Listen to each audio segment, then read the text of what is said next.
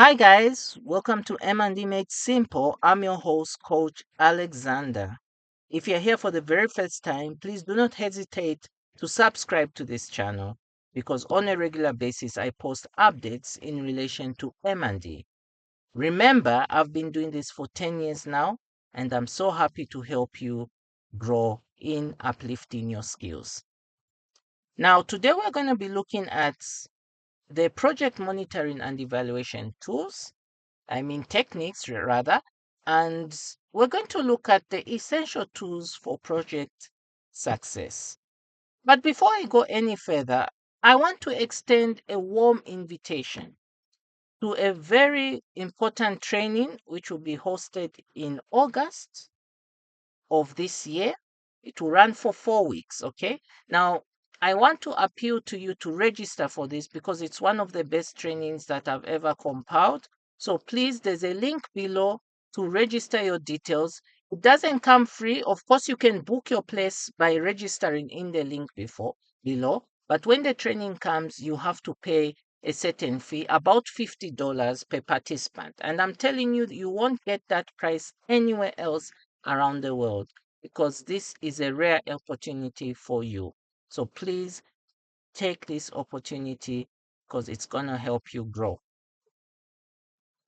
Okay, now, before I go to the tools and techniques, just a bit about what monitoring and evaluation is.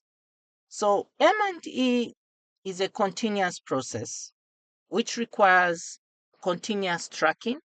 And at the end of the day, you assess your project to see whether you've actually achieved the goals and objectives you set at the start. Now, the monitoring, M&E, although it's used as a term that's together, like M&D together, but they're two separate words. Okay, so the monitoring is done continuously, especially on the activities, but the evaluation is not done all the time. It's done at certain points in time. So you have, in most cases, it will be done at the start of the project, it will be done midway through the project, and it will be done at the end of the project. So evaluation really tells you whether the overall goals and objectives were achieved. And this is actually where the learning takes place. So the M&D in your organization improves decision making, it helps use resources efficiently, it enhances accountability, supports strategic planning, and most importantly, learning and improvement. So, now one thing I want to highlight is that when we are doing this monitoring and evaluation, we must ensure that we adhere to the principles outlined. So there are certain principles which are listed there. For example, we must be timely in the way we do the M&D. That's a very important principle. We must ensure that whatever we are doing is relevant to the objectives. Don't be doing M&D just for the sake of. Look at your projects, look at your indicators, and see what you're monitoring in order to make decisions. It must be participatory. And also, another aspect to it is that it must be transparent and people should be held accountable. Okay, so let's talk about the project monitoring techniques. So, the techniques that are used when you're doing your monitoring, I came up with three. So, the first one being continuous tracking and then also periodic reviews. So, what this means essentially is that when you're doing the monitoring, guys, you must do it on a continuous basis. But you can also review how well you've been performing in in this aspect at a periodic time. What do I mean here? So let's say you're monitoring on a monthly basis. You monitor monthly for the past maybe 3-4 months. Then later on, you can sit back and review how well you've been doing in tracking the numbers. Are we reporting on time? Are we using the right tools? Are we capturing all the indicators? That's what I mean. So this is an important technique which I must say you should employ in your organizations, as it also helps improve efficiency. And then another technique which can be employed is to use real-time data tracking tools. These real-time data tracking tools are the tools that you find um, in the digital world. Okay. So many innovations have come into play to support real-time tracking of data. You've got the tablets, you've got laptops, you've got softwares that all support this. And the reason why I'm promoting this is because it's very important to use these tools in helping improve efficiency, because these tools ultimately help improve efficiency in the way you do your monitoring and evaluation. Another important technique which you can employ is the use of stakeholder feedback mechanisms. So, what are these stakeholder feedback mechanisms? Remember, every project is being implemented not in isolation. You have stakeholders that have fed. Actually, in most cases, when you're developing a project, you must involve stakeholders. So, stakeholders need to give you feedback on how they feel the project is doing. Okay. And usually this happens at evaluation stage, but it can also happen at monitoring, except that it might be time consuming, it might be expensive. But the principle here is that we are trying to make it participatory. Now, the project evaluation techniques uh, are as follows. You've got the formative and summative evaluation.